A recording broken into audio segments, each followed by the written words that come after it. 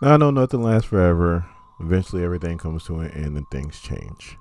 But Al Ewing having to stop writing X-Men Red, that is a tragedy because these books are fire. My name is Dorian, this is SCM Comics, and we are continuing our coverage of X-Men Red with number 15. So the story starts off with a very young Fisher King. He is 9 years old, and he says that he was born in a prison, and he has never left, nor can he leave. That sounds a lot like Bane. Sounds exactly like Bane's story.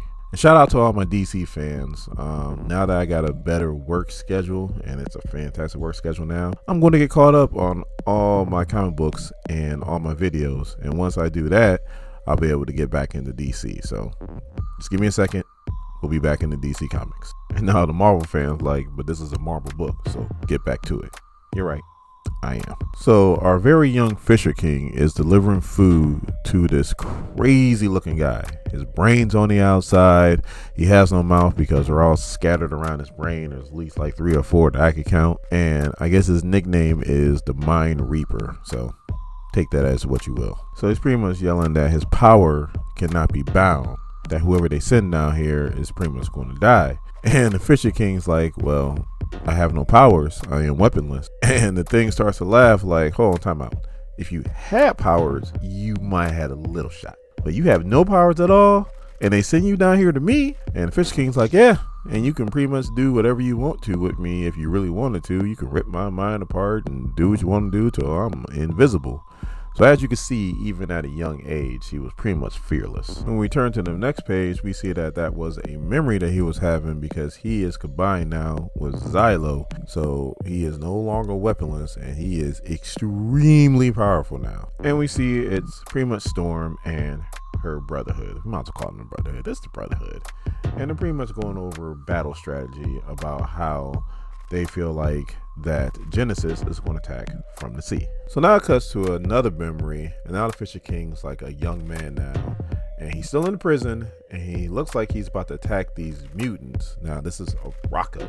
Let me tell you how bad of an idea that would have been. If you compare the mutants of Earth and the mutants of Rocco. Mutants of Earth, you have a lot of mutants that have powers, but there are a few that are mega level. It's the exact opposite of Rocco. It seems like they are born ready to go straight to the league, if you want to use an athlete terms. These mutants are all bred to go.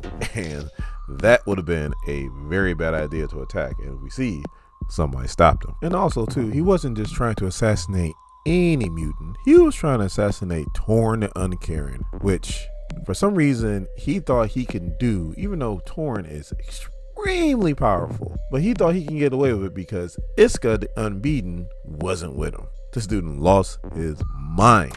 By the way, the person that stopped him is Zora. I believe that's how you pronounce her name, of the Spirit Flame, and eventually they're going to become husband and wife. So as you can see on the next page, Storm and the Brotherhood control a lot of Morocco still, but Genesis is starting to creep up. And if you notice that little bit of land that's Iska's, nobody's going there. Nobody at all. We saw what happened in the last book if you happen to go into her land. Doesn't end well. So now on the next page we have Genesis, and she is coming by sea, and you see she's still holding the Annihilation Staff. And you got Lycan, and you got Sabuner of the Death. When can I get a cool name like that? You got Iska the Unbeaten, you got Torn the Uncaring. I want a cool name that ends like that. You know what? I'm going to be Dorian of the SCM Comics. Sorry about that. Sometimes I get off track. Anyway, she's with her people and they're discussing the best way to attack Storm and the Brotherhood, and they want to go by boat, but Genesis thinks they're going to expect that, and they're like, so who cares, we got the strongest boats built by the strongest mutants. And Genesis is like, nah, I got a better idea, and it involves Status Erotica. I think that's how you said that. It sounds more like a stage name. Coming to the stage, Status Erotica. Sorry again, I am easily distracted. Anyway, this guy's power is that his blood, once ingested by another being, will transform him into a monstrous version of themselves. So he's pretty much cut themselves, blood's going into the water.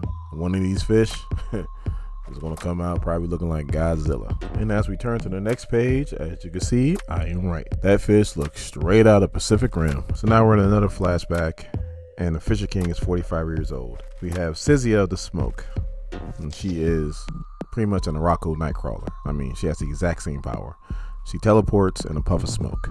She even has a tail. She holds the seed of nowhere. Her sister is Zora of the Spirit Flame, who is the Fisher King's wife. Her power is that she can see the truth, no matter how horrible or how wonderful it is. She holds the seed of nobody. And then you have the Fisher King, who at this time still doesn't have a name. He holds the seed of nothing.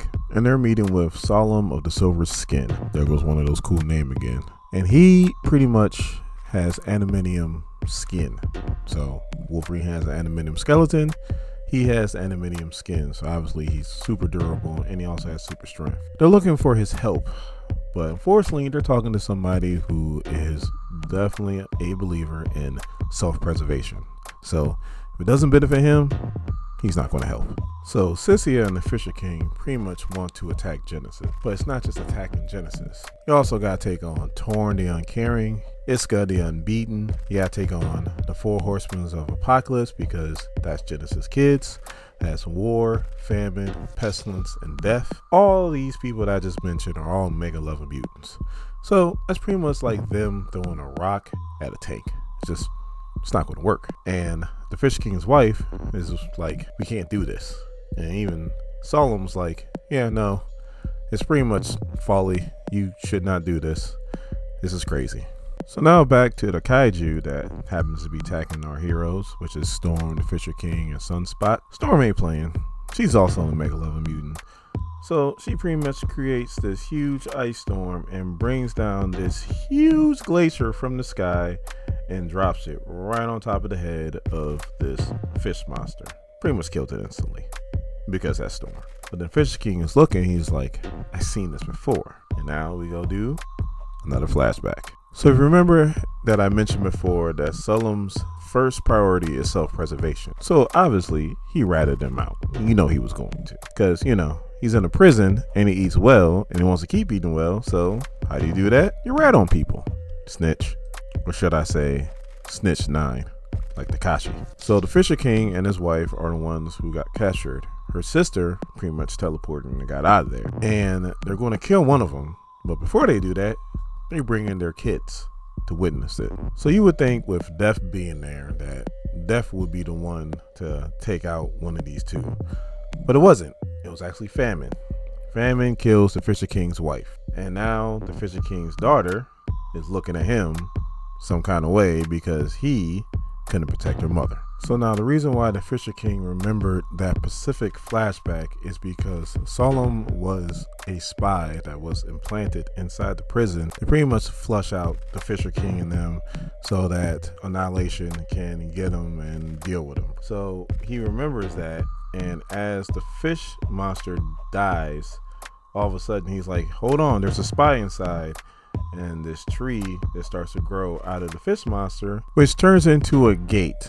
And now we have all the forces of Genesis have now shown up, which include her children, the Four Horsemen, and the Blue Sword and his 100. As JR would say, business is about to pick up here.